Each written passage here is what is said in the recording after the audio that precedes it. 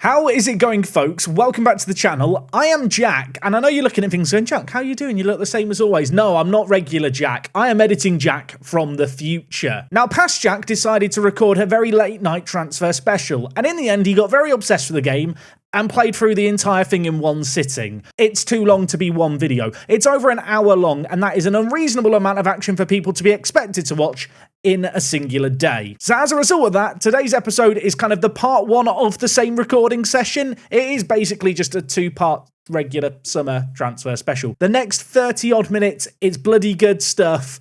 You've seen the title. The board are about to spend £2 million on something. I shouldn't say anything more, time paradoxes and all that. Let's run the intro and get into things. Hopefully you enjoyed the video.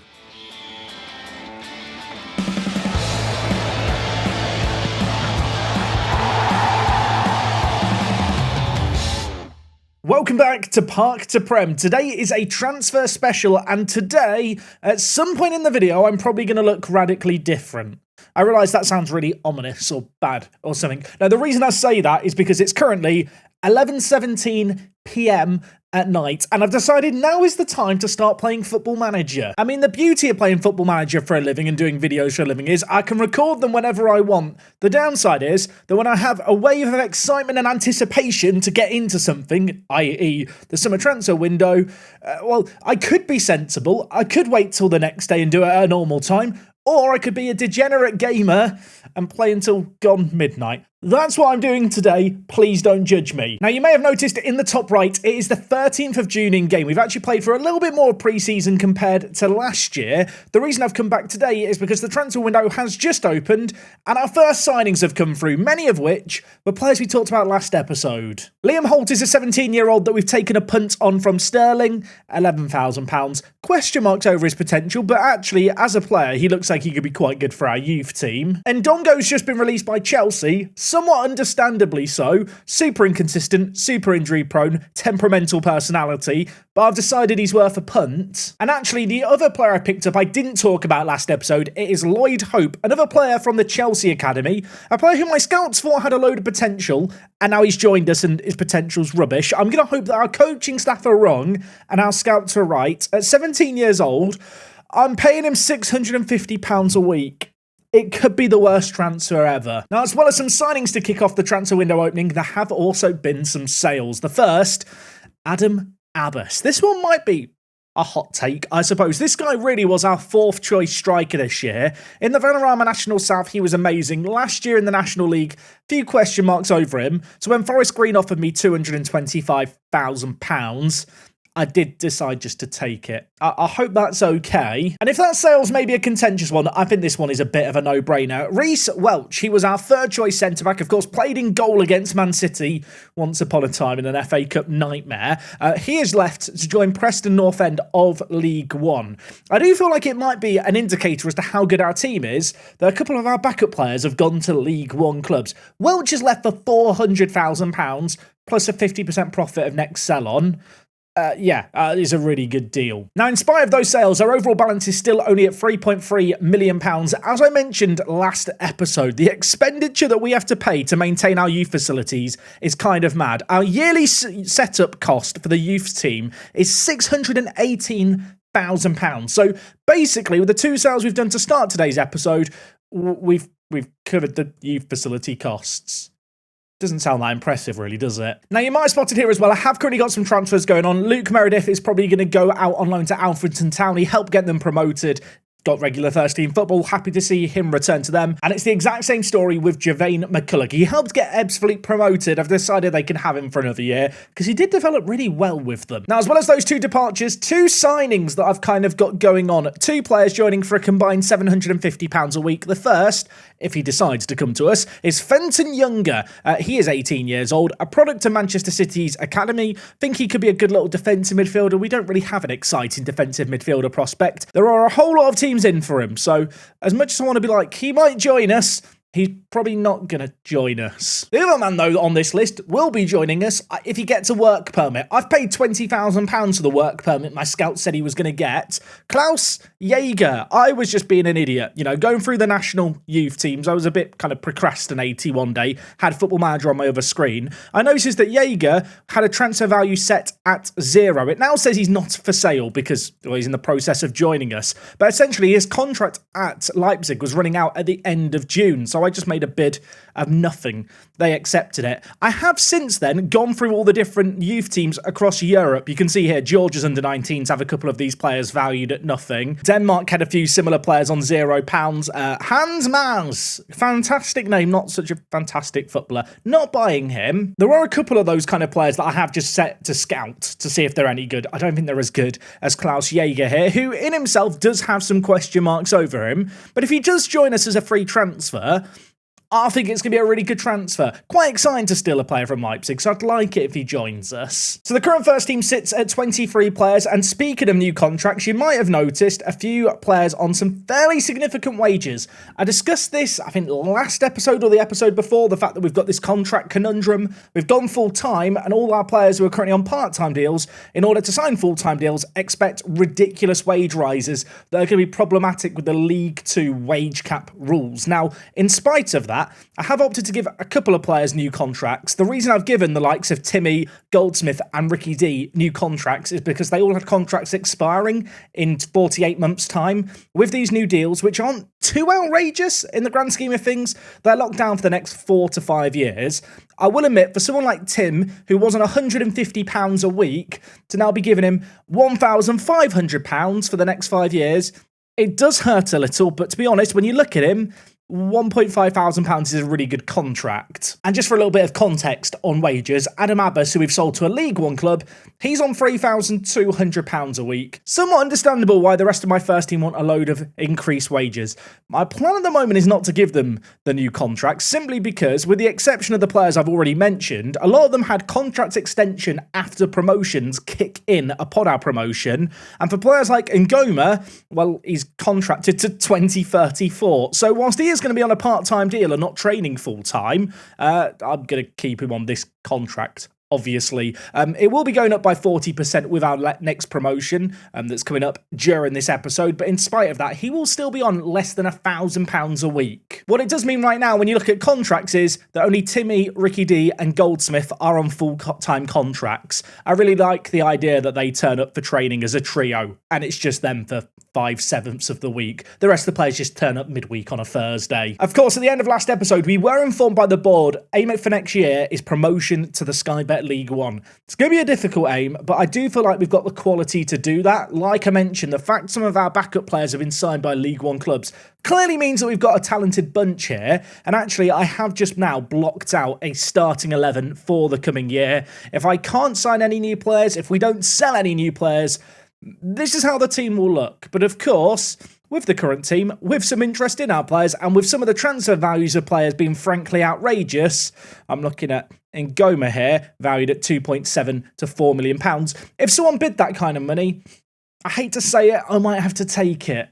Although with Ngoma, I might not take it. I don't know. And with one hit continued, today's episode's off to a great start. Fenton Younger has decided to go to Norwich City. And in other news, Jaeger's not got a work permit. I can appeal it and it'll cost £5,000. I've already spent £20,000 for the initial appeal. My scouts said that it'd be fine and we'd be able to sign him. I'm going to trust them. Speaking of my scouts, you can see here the scouting budget for the current season sits at £80,000. And with that in mind, I have upped our scouting range to Europe for at least the summer period. And as a result of that, there are just some random players being recommended to me. I'm looking through this list now and I can't find any great examples. Here's a great example. Ivan Zijan, he plays in the Croatian non-league, second league, third league. I don't know what tier this is. I'll be honest, I don't know Croatian football. But for whatever reason, my scouts know this bloke kind of recommended him to me. To be honest, I looked at him and got really excited and I might have signed him.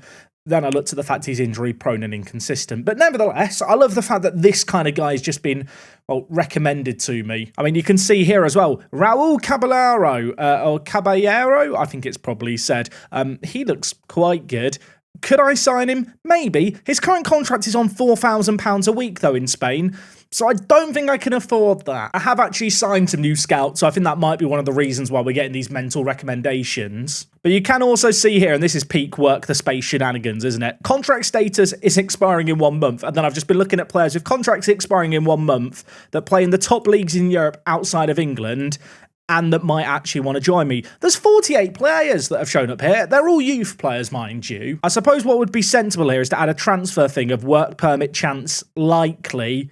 Yeah, okay, that does make the list significantly less impressive. Mislav here, I don't know why I was expecting him to be amazing. He is the dog water, isn't he? There's a reason why Milan are just not offering him a new deal. And Muslimovic, 18 years old, Bosnian. I mean, he doesn't look terrible, but he is a left midfielder, and I don't play with wide midfielders. The other players here, Faye, don't really rate him. And then Kovacic, who actually isn't that bad, but I don't need another centre attacking mid. I love the fact that we're entering League 2 and suddenly I'm like going for these kind of players. This really does sum me up as a person, doesn't it? One thing I wouldn't mind actually checking is players based not in England who have a work permit chance and want to join us. There's 13 players on this list.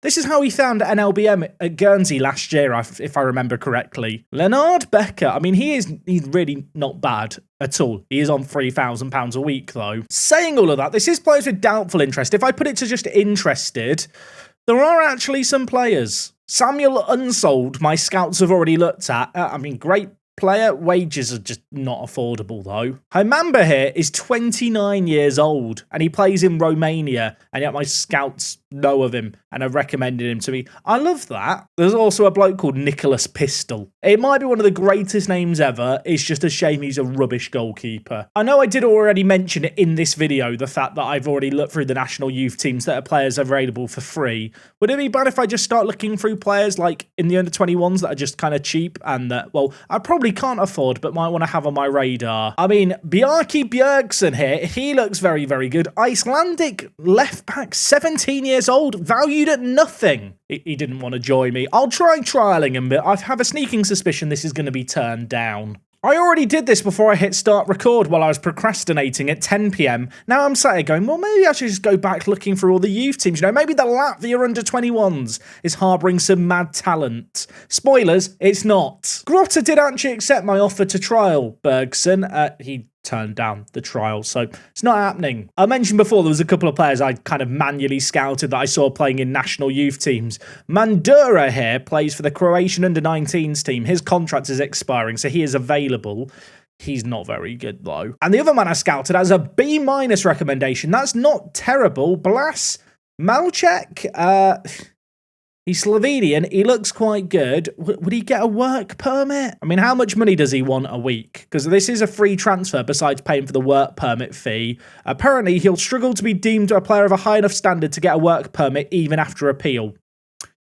Well, that's a shame. Makes me wonder how good Jaeger must be that I was told he will get a work permit. Although, saying all of that, he hasn't got the work permit yet. We find out in 3 days. I love the fact I'm being told, keep Holchuddy at the club, keep your a-hole. When I try and loan him back, Middlesbrough say it's too early to discuss a loan extension, which is mental because his loan is up in 2 weeks. I don't know what they're chatting. I've had an offer here from Burton for Jamie Stevenson. Stevenson is our backup left back, and I love his versatility. At 19 years old, he has a bit of potential.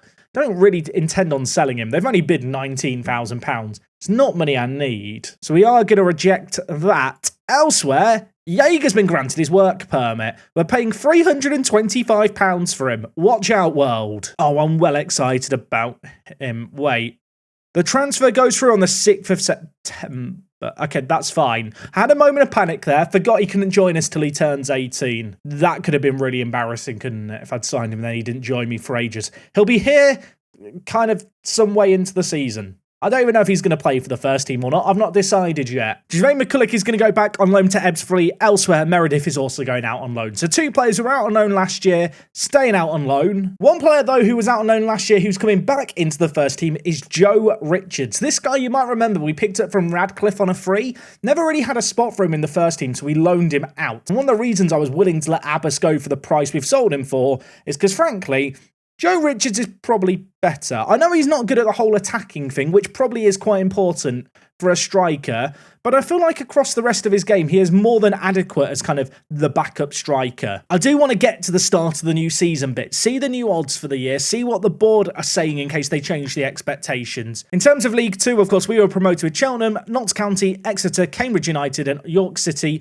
relegated from League 1. The long-awaited York City away day. It might be coming back. I'm kind of excited for that, if it lines up at a good time. I know at one point we discussed the idea of this being a save game where I move around clubs, and I kind of pitched the idea that, hey, if teams approach me, I will talk to them, but I won't apply for other jobs. I've not actually had anyone approach me since Tamworth in the National League North, which, it's quite sad really, isn't it? I'm not in demand. Swansea City have made a bid for Hamilton. Now, interesting to note, Swansea were relegated from the Championship the year just gone. As a result of that, the man that we sold to them in Slate, who I realise he's lurking away in the under-21s, he's actually got an active relegation release clause with Swansea of £1.1 million. Despite only joining them in January, if he was to leave for that price, we would actually get £200,000 because of the profit of next sale. Looping back to the Hamilton thing, not going to sell him. Homegrown at club, product of our academy. I feel like this kind of player is somewhat invaluable. He is a leading player for National League sides. I don't want to lose him. Apparently our stature has increased significantly this year. If you were wondering, were we the kind of overachievers of the FA Cup?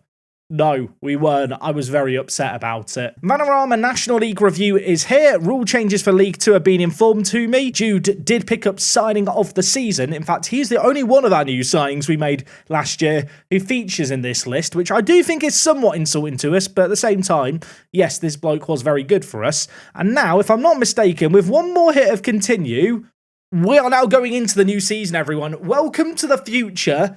Welcome to season number 6. The board want to have a meeting about something. The board want to hold a meeting regarding improving our youth level. Yes. Yeah, let's improve. I love that idea. Yeah, improve the youth level. Why not? That sounds good to me. Planned youth facilities work. £2 million. 2 million. They've just taken £2 million out the bank balance. The youth facility. How much are they being improved? Now, I did notice at the end of our season just gone, the training facilities dropped by half a star. Our youth facilities, I think, have been the same since the start. Presumably, they are going to go up from fairly good. How much they're going to go up, we won't find out until December, but we've spent over half the club's bank balance improving it. I'll tell you, if that's not a good improvement, I am going to be fuming. We may well have pissed £2 million up the wall, which at this level is mental. And I'm flabbergasted. Sad news, everyone. Our affiliation with Walsall has been terminated. I'll be honest, I kind of forgot they were our affiliates. We've done nothing with them. So the season has ticked over. The board's expectations have remained the same. They want us to get out of League 1 this year. Presumably, that means we are one of the favourites for promotion. Our media prediction right now is 4th place. It's worth noting that this media prediction is set off the squads as they currently stand. Once we get to July, various clubs will have players return from loans. For example, I don't know if this is going to be a good example. It is a good example. Players like Luke Slynn here are on loan from West Brom. His loan is up at next week, so he won't be at Crewe Alexandra. When they lose him, they might get updated in the live odds because players are still on loan from the previous year. It's all a bit delayed. It's stupid. Football Manager really should fix the logic on this stuff. I'm looking at it here. Dwayne Griffin looks absolutely amazing for Exeter, but he was on loan from Tottenham, and I highly doubt they're going to get him on loan for them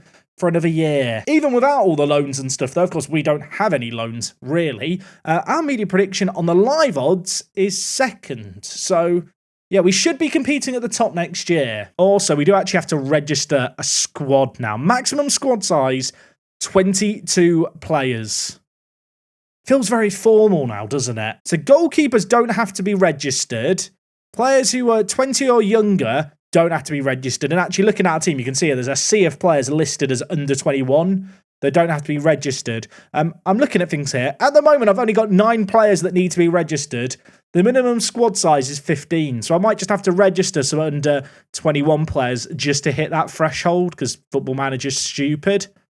But yeah, as much as there are squad registration rules this year, I don't think we need to worry about them, which is good news. Of course, I could be completely misunderstanding them, in which case, cut to the start of the season, where I'm fuming about the fact I can't register the entire squad. I think we're okay, though. Rules in England when it comes to squad registration, they're not the craziest. Now, it is the 24th of June. Players will be getting released on the 1st of July, but I am just having a last little look at players with contracts expiring in the next week that we could approach to sign as free transfers. Players like Jay Bennett here are not too bad. Hayden Carter as well are filed. Suppose the issue I've got here is I've not really thought about what positions I actually need to improve. And looking at all these players, I imagine they're going to want like an arm and a leg to join us. I love the fact that our scouts know of a guy called Marley Miranda, who is part English. Where did he start his career? Colchester. He now plays in a random lower Spanish league, and we just know about him. This might be the most stupid kind of search ever. I'm wondering, what players not based in the UK and Ireland that don't need work permits are there that are going to be available? You know, there could be some players here who have fled England that we can bring home. Declan Frith, he plays for Lleida, which is in Spain. He started his career at Aston Villa and Chelsea, then moved abroad. He's a winger. I don't play with wingers. Rennie Smith had a really high reputation. Rennie is rubbish. I will be honest, I'm looking at some of these players' wages and wincing, knowing that I really can't afford them. I did mention it last episode. I don't really want to sign players for the sake of it, and I do actually feel like we've got the core of a really good squad. And with all the contracts extensions that have triggered in, there are 4 players with contracts expiring in the coming year. Between Sam Pitt, Simkin, Gucci and Coventry, I feel like they're all, and I don't mean this in a disparaging way, I feel like they're all quite disposable. Like, in terms of, if we get rid of them, it's not a massive problem. I'm kind of looking at some of their values, thinking, maybe I should be selling the yuan. I mean, Simkin is our backup goalkeeper, and when you compare him to Keeley, who's been our starting goalkeeper last year, Simkin is just not really good enough. He might have a value of up to 500,000. We'll offer him out and just see if we get any nibbles. I mean, I've got Louis Jones who can play in goal, and I feel like there's another goalkeeper. Yeah, there's another goalkeeper we've got in Finn Brundle as well. So, yeah, Simkin probably could leave us if need be. I suppose the telling thing is going to be the 1st of July, when kind of maybe transfer windows around the world fully open. I kind of feel like we're getting to a point now where some of our players like Ngoma and maybe even Jude will appear on some big teams' radars, and we might have some serious dilemmas when it comes to offers. I've slowed down my speaking there because we've set a new record attendance. 971 fans consistently flocked to see the team play. The previous average was 576, set in 2025. So somehow over the last few years, the average attendances have been going down. That's a really good sign, isn't it? We're going to receive just shy of £300,000 for Sky Bet League 2 rights, and also we're in the EFL Cup first round. I don't really care about this competition. What are we going to get? I could sit here and do the really dramatic automatic draw. Absolutely not. I'm going to draw all teams. We've got Port Vale of the Championship. Impressed that Port Vale are in the Championship. They've actually had back-to-back promotions after back-to-back relegations. They're on a little yo-yo spree. Oh, and if you were wondering, Wrexham, who last year were promoted to the Premier League in this save game, have they survived? No, they finished rock bottom. Turns out that Paul Mullin, age 33, not a great striker for a Premier League side. Although, to be fair, he did get 8 goals. But they have also got £105 million in the bank. Their media prediction, though, is 21st. How did they get promoted to the Premier League? It's mental. First game of the season is going to be Grimsby Town, followed by Exeter away. And in some even more exciting news than a Grimsby fixture of all things, the under-21s are in a league for the coming year. That is massive. Few members of staff, including myself and Ngoma, are getting contract rises for the promotion. Ngoma is now on £1,000 a week. That is still an outrageously good contract. But just circling back to the under-21s, as a reminder, the last few years, our under-18s have been the only team playing competitive games. We've had a bit of an issue in that when the under-18 players get old enough to play for the under-21s, I don't really have anywhere to put them other than the first team, so I've just been giving them away or selling them for peanuts. Starting now, once a player hits 19 years old, we can at least try and continue their development going on, which I had already been planning for, as I suppose is shown by the fact that the current first team for the under-18s has 31 players in it. I will be promoting some of them to the under-21s. And while I'm thinking about the under-21s, as I do all the time, I'm just going to praise all the ones who have been training well, because I want to be in their favoured personnel, so when they break into the first team, they just listen to all my demands and requests whenever I chat with them. You know, I'll keep them kind, to keep them close or something. That's not the expression. Of all the players, by the way, from last year's youth intake, the one who's impressing me the most at the moment is William Espinoza. I don't know if it's his cheeky, chappy smile or the fact he is actually improving, but I'm fond of this guy in a weird way, and yet he's never kicked a ball for me. Might want to try and get him some first team minutes at some point in the coming year. I love the fact that my scouts that I just sent to randomly look at players in Germany are coming back with these scouting recommendations for players in Germany. Apparently most of them don't have that greater potential. Collar has some potential, but he does also want £4,000 a week, which is too much. Our under-21s have been drawn in a group with Bournemouth, Birmingham, Brentford, Coventry, Ipswich, Luton, Reading, Swansea and Watford. They all sound like much bigger teams, don't they, than Rugby Town? We have also got our financial fair play regulations where we have to basically not exceed a certain wage amount. Looks like I've been playing it kind of overly safe and I can afford to spend a lot more money. But given our current contract situation, I don't really want to, make players sign new deals for the sake of it. I feel like we can ride on our current structure for a little while. And if you're sat wondering, what do you mean by current structure? Go watch last episode. I discussed it all last episode. It's a conundrum. Last year, our biggest expense was £600,000 for the youth setup. We will be paying that again in maintenance costs this coming year.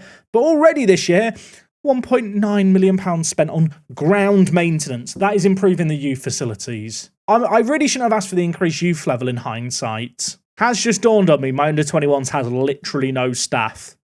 I will sort that before the start of the season off camera. That's going to take a little while. Did offer out Tommy Simkin, no offers for him. I look across the rest of the team, there's not really anyone I'm desperate to sell. Lissa's got a bit of interest in him from Lincoln City of all teams.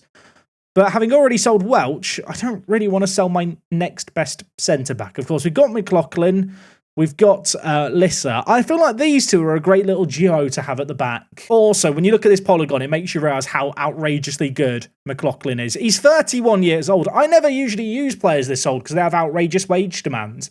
£750 this bloke for 3 more years. He'll probably be really bad in 3 more years. And in fact, he might already be declining as a footballer with only 11 natural fitness. But you know what? For at least the next season, maybe 2, I think he's going to be very good for us. Being told about the fact that Slate's contract's up in a week and he's off to Swansea, it's true. He is. I've tried to extend his loan. They don't want to loan him back to me, sadly. And as for A-hole Chuddy, apparently I can loan him for £300 a week. He will be like a squad player, but if they're okay with him being a squad player, that would be fine. Okay. Never mind. Okay, Middlesbrough did not like that negotiation. I love A-hole Chuddy. I'm not paying £170,000 in loan fees just to have him as a backup. A-hole Chuddy, it's been a pleasure. We'll keep an eye on this man and what happens to him. They've transfer listed him. They've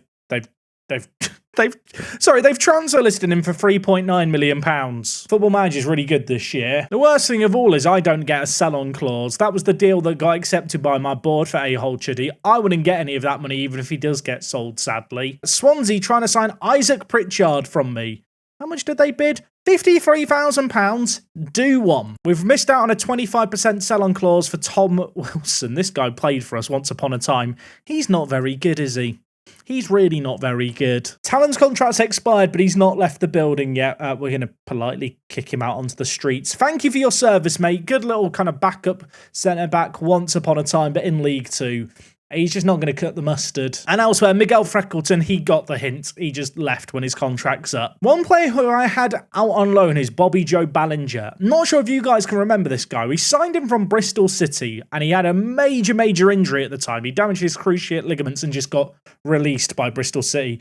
He isn't listed as super injury prone, but he has avoided any serious injury for a while. He spent the last 2 years on loan at Bognor Regis, where he's actually done really well in the Southern League Premier, and then upon promotion, the National League South. Need to work out what I want to do with this guy.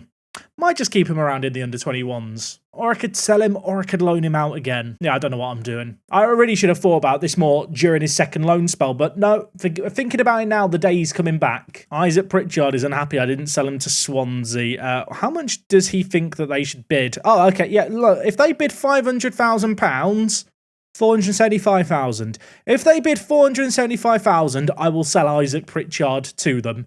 Last year, he was mostly a squad player for us, on off the bench. In my kind of preliminary best starting 11, he's not in the starting 11. And whilst I would like to keep him around, because he's 18 years old with bags of potential, it'd be very difficult to turn down the £400,000, especially because, as a reminder, we're down £2 million because the board are stupid. I feel like I'm going to title today's video, "We wasted £2 million." It just sounds like a great thing. It might not be wasted at all. We won't know until December when I get the updated facilities. Okay, look, it is now the 1st of July. This feels like the real start of season day. I don't know about anyone else. I know the transfer window for English clubs opens between English clubs kind of mid-June, and obviously the season tick-over date is on the 23rd of June. For some reason, July 1st just feels like the really significant date, at least in my head. Also, Jake Cartwright is still here.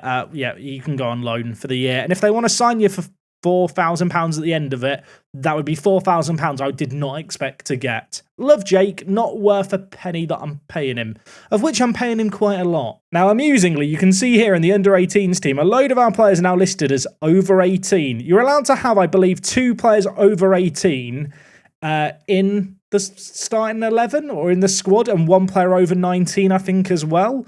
Obviously, we don't really want to make use of that. So with all these players who are listed as over 18, they are all going to be promoted to big boys school. Welcome, ladies and gentlemen, to the under-21s. I will admit, our under-21s is lacking in defenders, but we can deal with that. I mean, the under-21s actually still looks quite organised, all things considering. Clubs in England release players. Andy Robertson is available as a free transfer. I can't believe that no one has signed Andy Robertson upon his contract expiring. At 34 years old, he does still look like he could do a job, and with 18 natural fitness, he's not really going to decline. Why has no one offered for him? I don't know the answer. He's wanted by 14 clubs, mind you.